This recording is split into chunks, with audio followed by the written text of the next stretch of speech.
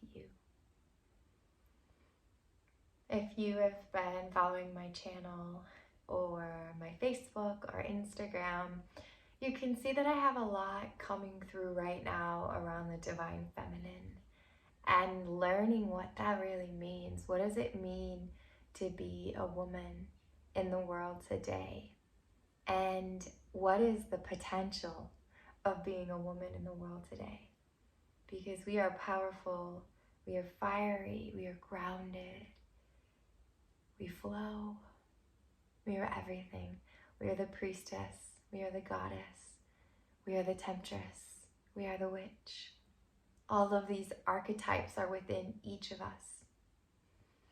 And as I dive deeper into the study of the divine feminine, I've come to realize that a key aspect of why we are so disconnected from all of these realms within us has to do with our lack of connection with our physical body and with the cycles of our body, which is so powerful as we live in unison with the energies of the moon and the world around us. So today I want to share with you a story from this book called Eating in the Light of the Moon by Anita Johnston.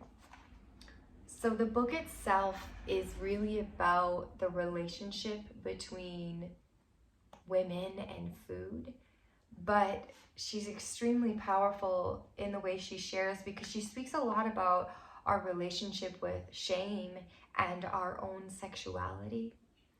And so the chapter I'm going to read from is actually chapter 13. It's called Reclaiming the Body's Wisdom. So go ahead and make yourself comfortable as I have the chance to share this story with you.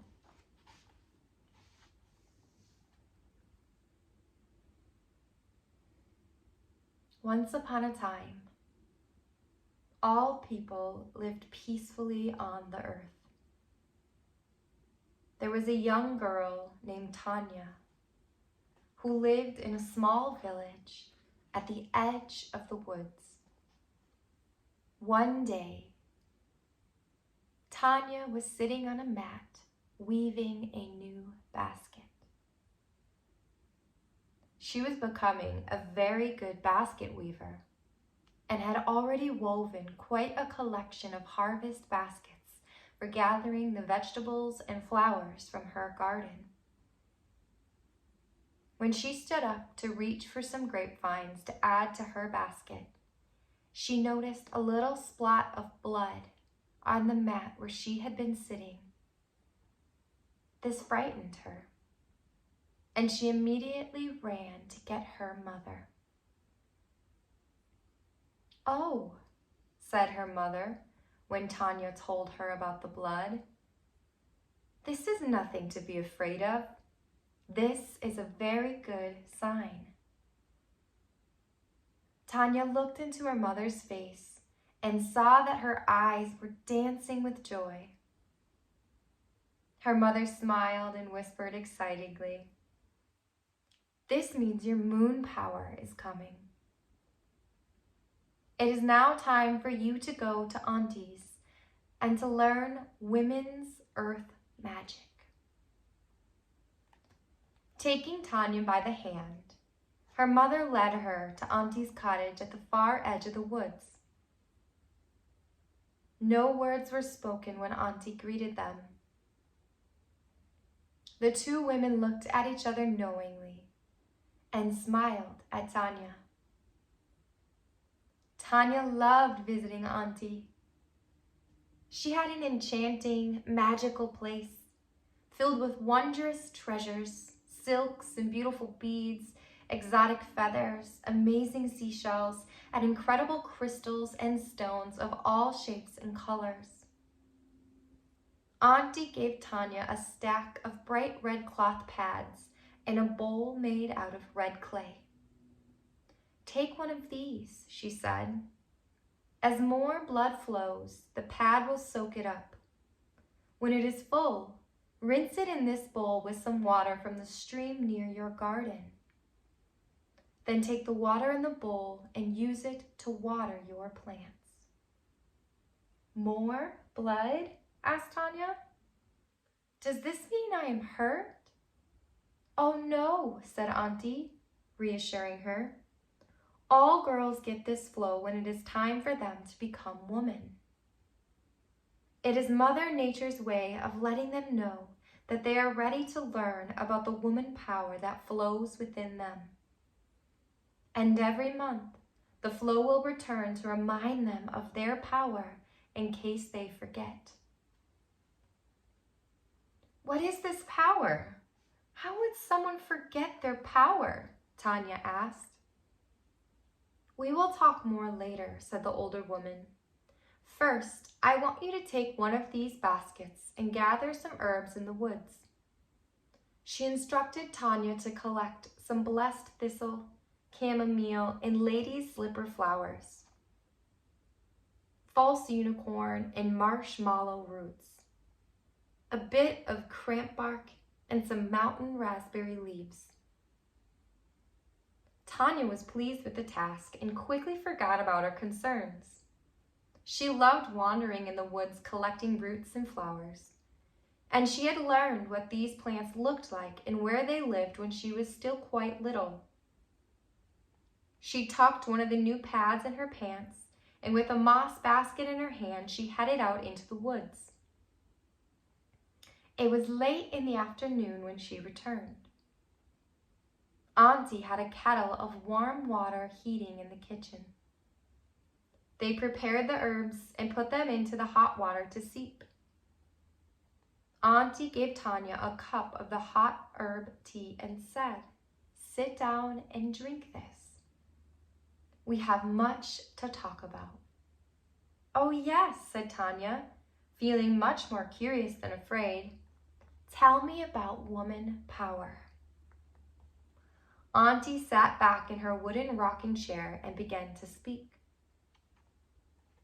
Mother Nature gives her children many gifts so that they may experience life fully. If you understand and care for these gifts, they will grow in power and your life will be filled with much beauty and happiness. These gifts can take many forms, just as people can take many forms.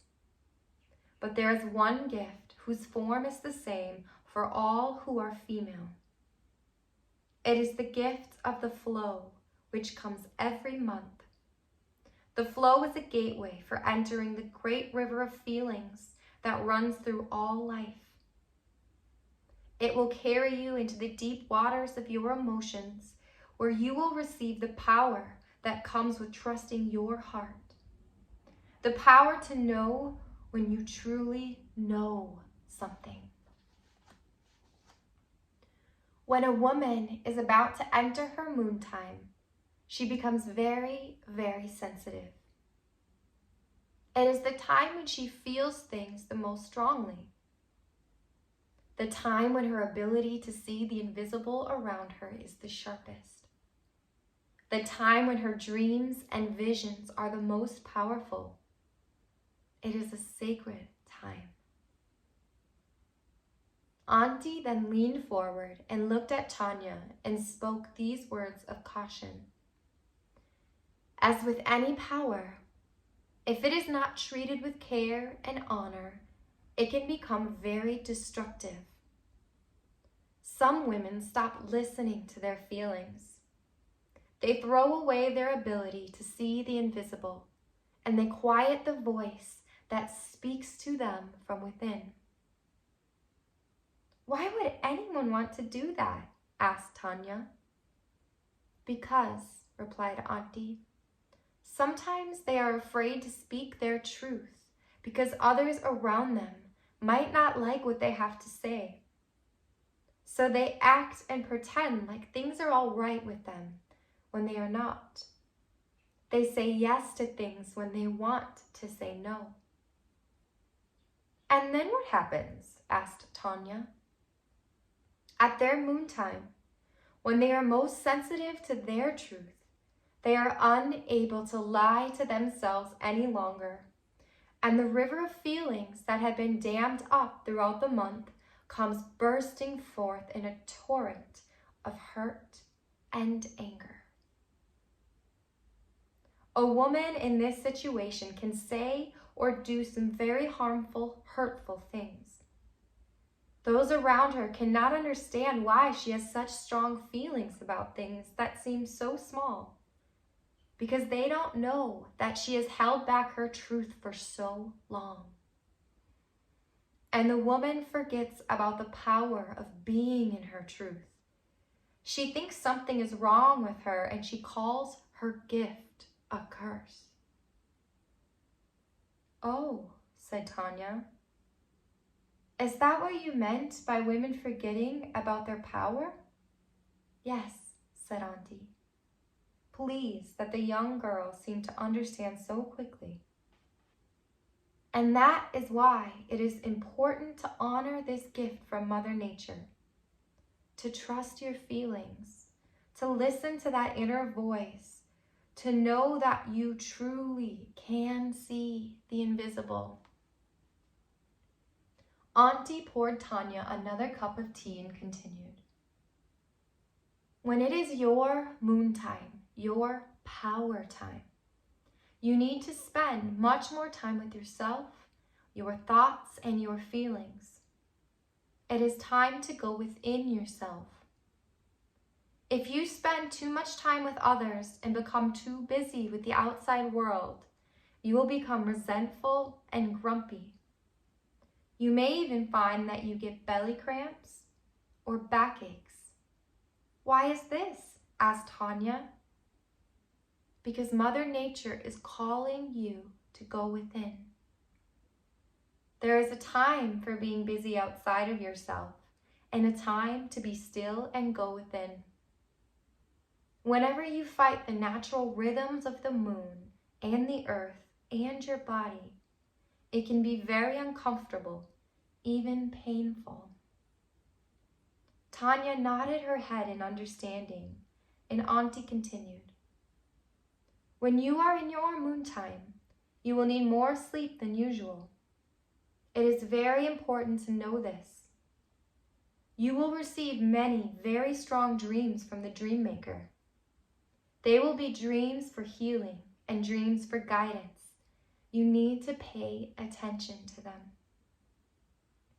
"And now," said Auntie, noticing that Tanya had drained the last few drops of her tea, "now would be a good time for you to enter that dream space. When you wake in the morning, I will fix you a nice breakfast so we can talk about your dreams." And so, Tanya curled up in Auntie's big feather bed, pulled a large silk blanket up to her chin, and fell asleep.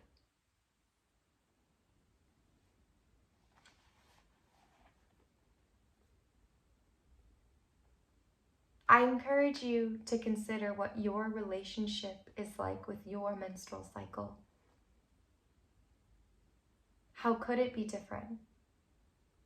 How would it be different if you saw the sacredness of it that is shared in this story?